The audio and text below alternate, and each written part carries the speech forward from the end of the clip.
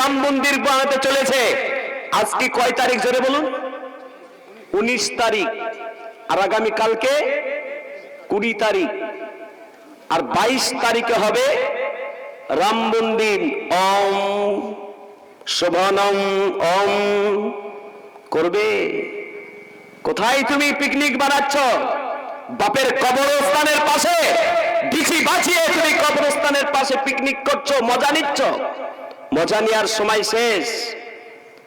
কিন্তু আল্লাহ পাকের বড় শুকর আদায় করি, রাম মন্দির বানালো ঠিক আছে, কিন্তু যেই জায়গাতে বাবরি মসজিদ বানানো আছে আল্লাহ সুবহানাহু ওয়া তাআলা ওই মসজিদকে এখনো বাকি রেখেছেন। জেরে বলুন সুবহানাল্লাহ, জেরে বলুন সুবহানাল্লাহ।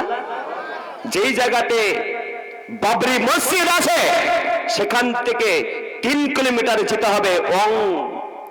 ওই সমস্ত ধুতি পণ্যওয়ালাদের, ওই সমস্ত গেরুয়া পোশাক পণ্যওয়ালাদেরকে যেতে হবে 3 কিলোমিটার দূরে। সেখানে তারা রাম মন্দির বানিয়েছে। এ মুসলমান, রাম মন্দির বানালো, রাম মন্দির সেদিন উদ্বোধন করবে। সব স্টপ, জায়গা জায়গায় হাইলাইট, জায়গা জায়গাতে রেড লাইট করেছে। আজ পর্যন্ত আমার ভাই, ওরাই তো সব প্রধানমন্ত্রী, ওরাই আছে আপনার পুলিশ প্রশাসন থেকে শুরু করে সব ওরাই। তারপরও রাম মন্দিরকে ঐক্যবদ্ধভাবে রেড লাইট কেন তোমাকে করতে হচ্ছে? তোমরা বানাও না, এত ভয় কিসে? মুসলমান ভয় করে না, আল্লাহর ঘর আল্লাহ হেফাজত করবে। সুবহানাল্লাহ। আপনাদের আরো সুসংবাদ দিচ্ছি, বাবরি মসজিদ থেকে কিছুটা দূরে 8 থেকে 9 কিলোমিটার দূরে এমন মসজিদ তৈরি হতে চলেছে। হাইকোর্টের রায়ে আল্লাহ সুবহানাহু ওয়া তাআলা মুসলমানদের লড়াইয়ে আল্লাহ সুবহানাহু ওয়া তাআলা বাবরি মসজিদ তো কি মসজিদ, তার থেকে গোটা ভারতবর্ষের জমিনে এমন মসজিদ নাই যে মসজিদ তৈরি হতে চলেছে। জেরে সুবহানাল্লাহ। আল্লাহ পাকের এটা ইচ্ছা। আজকে মুসলমান এই খবরগুলো শুনে না, এই খবরগুলো জানে না। ওর চায়ের দোকানে বসে বসে চা টানছে, আর ওদিকে খনে ডলছে আর বিড়ি টানছে, আর বলছে সালা মুসলমানদের মসজিদটাকে ভেঙে চুরমার করে রাম মন্দির বানাইলো। রাম মন্দির বানালো ওদের জায়গাতে বানালো, আল্লাহ পাকের ঘরের জায়গাতে বানাতে পারে নাই, কিয়ামত পর্যন্ত বানাতে পারবে না। সুবহানাল্লাহ। আল্লাহ সুবহানাহু ওয়া তাআলা হেফাজত করবেন। মসজিদ হলো জান্নাত, জান্নাতের ঘর। যদি জান্নাতের ঘর দেখতে চাও তো মসজিদকে দেখো। বলুন সুবহানাল্লাহ। আমরা প্রত্যেকে, আমাদের কাছে একটাই অস্ত্র আছে, আমাদের কাছে গুলি বারুদ নেই, রাইফেল নেই, আমাদের কাছে কোনো গুলি বারুদ থাকবে না। আমাদের কাছে নবী সাল্লাল্লাহু আলাইহি ওয়াসাল্লামের হাদিস আছে। আল্লাহ নবী বলেছেন, আদ-দুআউ সিলাহুল মুমিন, মুমিনের অস্ত্র হলো দোয়া। জোরে বলুন সুবহানাল্লাহ। আল্লাহর কাছে দোয়া করব। কাবা ঘরকে আব্রাহা বাদশা ভাঙতে এসেছিল বড় বড় হাতি বাহিনীকে নিয়ে। আল্লাহ সুবহানাহু ওয়া তাআলা পবিত্র কোরআনে 30 নম্বর পারা সূরা ফিলে আল্লাহ পাক বলছেন, আলাম তারা কাইফা ফাআলা রাব্বুকা বিআসহাবিল ফিল। তুমি ফিলওয়ালাদের অবস্থা দেখো নাই? ফিলওয়ালারা তারা এসেছিল, আব্রাহা বাদশা এসেছিল হাতি সমান নিয়ে, আর তারা ভাঙতে এসেছিল। জি, সেই সময়তে আব্দুল মুত্তালিব আল্লাহর কাছে দোয়া করছে, আল্লাহ এই কাবা ঘরের মালিক তুমি আল্লাহ, এই কাবা ঘরকে হেফাজত করবে তুমি আল্লাহ। আমি এখান থেকে সরে যাচ্ছি। সাফা মারওয়া পাহাড়ের উপরে উঠে আল্লাহর কাছে দোয়া করেছিলেন। আর আবাবিল পাখি এসে সেই মসজিদকে বিশ্বের প্রথম, বিশ্বের সেরা মসজিদ, সেটা হলো আমাদের কিবলা কাবা বাইতুল্লাহ, আল্লাহ পাক হেফাজত করলেন। আর আব্রাহা বাদশা বাহিনীকে পুরো ধূলিসাৎ করে দিয়েছিলেন। এখনো সে আল্লাহ আছে না নাই? জোরসে বলুন, আছে না নেই? আমার ভাই, চিন্তার কোনো কারণ নাই। তবে ওয়াজ নসিহতের মাধ্যমে শেষে আল্লাহর কাছে আমরা দোয়া করবো। জোরে বলুন ইনশাআল্লাহ। তাহলে এই রহমতের বরকতের মজলিসে শেষ পর্যন্ত কারা কারা থাকবেন না? হাত তুলেন তো দেখি, কারা কারা থাকবেন না? ও বাবা, সবই তো উল্টো বুঝছে। কি আমি কি বলেছি? কারা কারা থাকবেন না বলেছি। কালিয়াচকের লোক মনে হয় ইংরেজিতে বুঝেন কি এখানকার? বাংলাতে বুঝেন কি আপনারা? না হাঙ্গরে তুগরে বুঝেন? কোনটা বুঝেন? জোরে বলুন। বাংলা বুঝেন তো? তাহলে আমরা সবাই থাকবো তো ইনশাল্লাহ? হাত তুলে বলুন তো ইনশাল্লাহ। রে বাবা, মানে হাত বের করতে অসুবিধা লাগছে। ঠান্ডা তো কমে গেছে গো। এই ঠান্ডা তো আমরা কিছুই পরে নাই। কি বললেন? আমি শুধুমাত্র একটা ভিতরেই পরে আছি, বাকি তো ঠান্ডা লাগে না। সুজাপুরে বহুত ঠান্ডা, বুঝলেন? বিশাল ঠান্ডা, সারাদিন বের হওয়া যাচ্ছে না। আর আপনাদের এই শাহবাজপুরে এসে মাশাআল্লাহ ঠান্ডাই নেই। আলহামদুলিল্লাহ বলুন আলহামদুলিল্লাহ। তাহলে যারা হাত উঠালো আর যারা হাত উঠাই নাই তাদের জন্য একটু ওয়াজ হয়ে যাক নাকি? তারা আসলে বুঝতে পারে নাই। প্রথম কথা হলো, এই হাতের মালিক কে? আর জোরে বলুন, হাতের মালিক কে? এই শরীরের মালিক কে? জানের মালিক কে? আল্লাহ যদি হয়ে থাকে, আল্লাহর কোরআন শুনুন। কোরআন শরীফ খুলুন, 22 নম্বর পারা, 23 নম্বর পারাতে শেষ হচ্ছে। ওই সূরাটার নাম স্টেজের লোক বাদ দিয়ে সামনে সামনে যারা আছেন তারা বলুন তো, 22 পারায় শুরু, 23 পারায় শেষ। ওই সূরাটার নাম কি?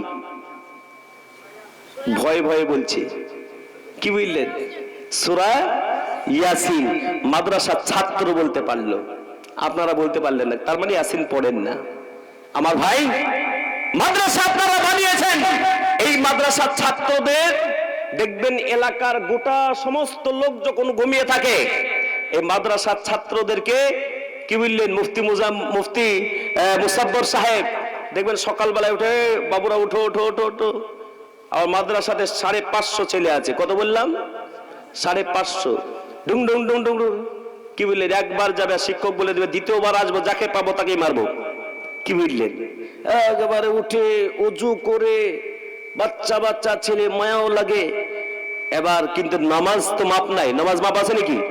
না শাহবাজপুরের লোকের জন্য সব নামাজ মাপ? নামাজ মাপ নাই। এবার নামাজ পড়তে দাঁড়িয়ে গেল, কিছু ছেলে ঘুমাচ্ছে, ঘুমিয়ে যাচ্ছে। একটা ছেলে তো ঘুমিয়ে গিয়ে ফজরের নামাজে সেজদাতে ও ঘুমিয়ে পড়েছে। কি বললেন?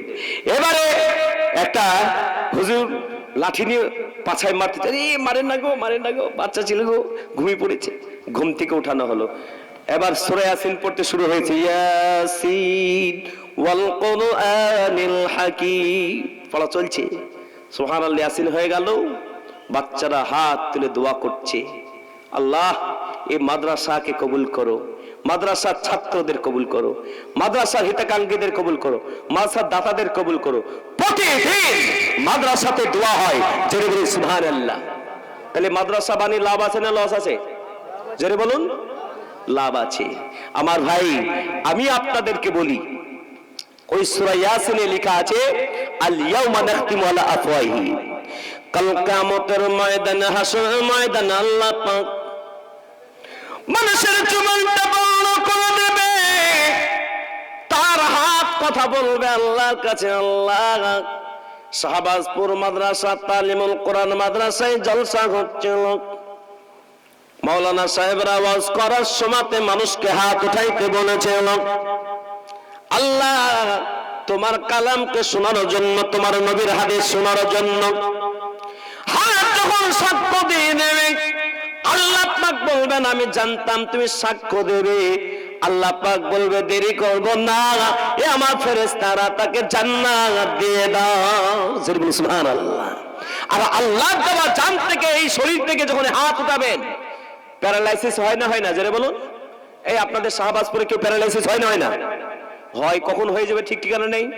আল্লাহ পাকের দেওয়া জান থেকে এই হাতটা যখন উঠাবেন, আজকের তারিখে আল্লাহর উপরে ভরসা করে, বিশ্বাস করে হাত উঠিয়ে যদি দিতে পারেন, ইনশাআল্লাহ এই হাত কোনোদিন প্যারালাইসিস হবে না। কারণ আল্লাহ শুকর আদায় করেছেন রহমতের মজলিসে বসে। নাম্বার 2 হলো 30 নম্বর পারা, সূরাতুল নাম সূরা ইনফিতার। আল্লাহ পাক বলেন, কিরামান কাতিবিন ইয়ালামুনা মা তাফআলুন। আপনার আমার কাছে দুটো ফেরেশতা আছে, কিরামান কাতিবিন।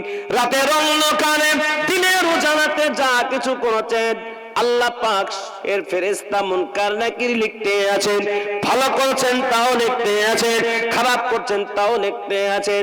আমরা রহমতের মজলিসে বসে যখন ওয়াজ শুনছি, এই ফেরেশতারা বড় খুশি হয়ে লিখতেছেন। জোরে বলুন সুবহানাল্লাহ, জোরে বলুন সুবহানাল্লাহ।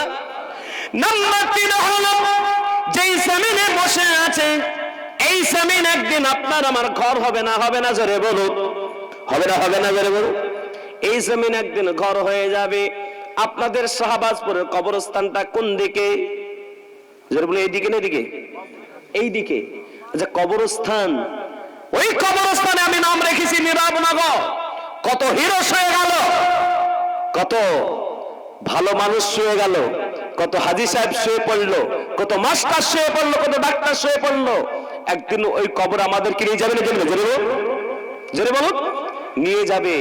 এই মাটি কাল কিয়ামতের দিনে বলে আল্লাহ খড়ের উপরে বসে বসে বসে বসে আল্লাহ তোমার কালামকে শোনার জন্য, তোমার রাসূলের হাদিসকে শোনার জন্য এত ঠান্ডাকে অপেক্ষা করে তারা নরম বিছানাকে ছেড়ে এসে তোমাকে খুশি করার জন্য বসেছিল।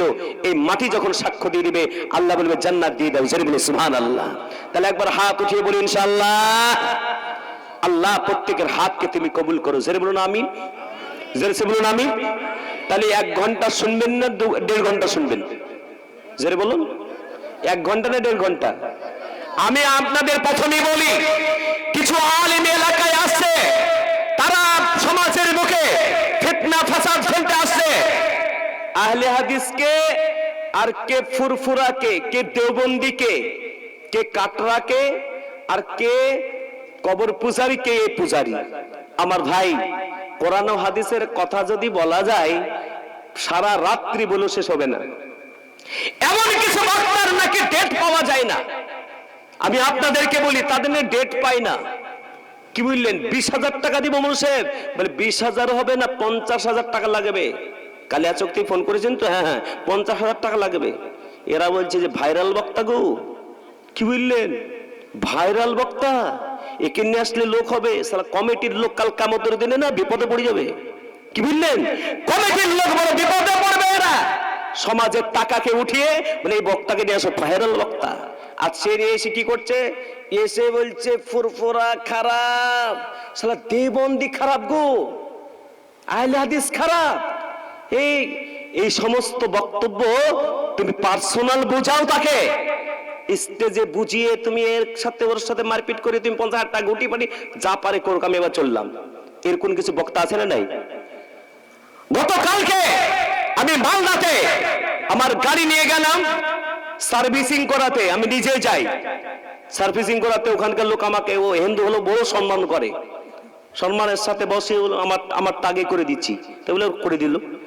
একজন, আমি বসে আছি চুপচাপ এইভাবে বসে আছি, একটা লোক এসে বলছে হুজুর একটা কথা বলবো, কিছু মনে করবেন না, আপনাকে যেন কোথাও দেখেছি। আর ও কিন্তু মোবাইলটা এরকম এরকম করছে, বুঝলেন? আমি বলছি এরকম করছে কেন? মোবাইলটা এরকম করছে, আবার আমাকে বলছে আপনাকে কোথাও দেখেছি। কিছুক্ষণ পরে বলছে হুজুর এটা আপনি? মোবাইলে? হ্যাঁ এই তো, আমি তো। আপনার জলসা মোটামুটি আমার খুব ভালো লাগে। কেন? কিসের জন্য? আর বলেন না। কিছু মৌলবি আছে তারা সমাজের বুকে ফিতনা ফাসাদে আসছে, আর তারা ভাইরাল হওয়ার জন্য এই ফুরফুরাই কাটরাই এসে হাবিজাবি বলে চলে যাচ্ছে। আল্লাহু আকবার। কেউ গালি দিচ্ছে, ওকে গালি দিচ্ছে, ওর গাড়িতে বম মারছে, ওকেই করছে। বলছে বিশাল ভাইরাল বক্তা গো, নাহলে বম মারবে কেন? আল্লাহর কসম করে বলি আমি ভাইরাল হওয়ার কোনো চেষ্টা করি নাই।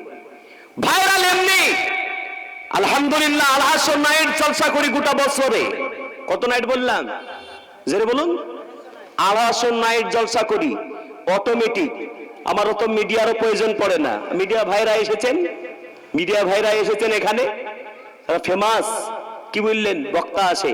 আমি আপনাদেরকে বলি যারা ওই সমস্ত ফিতনা ফাসাদ করতে আসবে, সেই লোকটা আমাকে বলল মামা সাহেব এই বক্তাটাকে চিনেন? বলে চিনি তো। বলে এই বক্তাটাকে চিনেন? বলে আপনার কিছু মতামত? বলে আমার কিছু মতামত আমি বলতে পারবো না। কারণ আমি বলবো না, কারণ আমি কোন মানুষের বিরুদ্ধে আমি কথা বলতে চাই না। কারণ আমি বলছি আল গিবাদু আসাদ্দু মিনাল কাতল, মানুষকে কতল করে দেওয়া তার থেকে বড় পাপ হলো মানুষের গীবত করা। আল্লাহ নবী বলেছেন আল গিবাদু আসাদ্দু মিনাজ জিনা, জিনা করলো, জিনা করার থেকেও বড় পাপ মানুষের গীবত করা, চুগলি করা। আর আমি স্টেজে উঠে নবীর মেম্বারে বসে একবার এর কথা ওর কথা, ও মাযহাব এ মাযহাব বলে আমি ভাইরাল হয়ে 50,000 টাকা পকেটে নিয়ে চলে গেলাম। এ ভাই এটা কি গীবত হলো না? জি। তাহলে আপনারা এই গীবতওয়ালা মৌলবীদেরকে কেন নিয়ে আসেন? কি বলেন? আমি কি খারাপ কথা বলছি? এই ছেলে খারাপ কথা বলছি? আমি মাদ্রাসার লোক, বুঝলেন কি না? আমি এর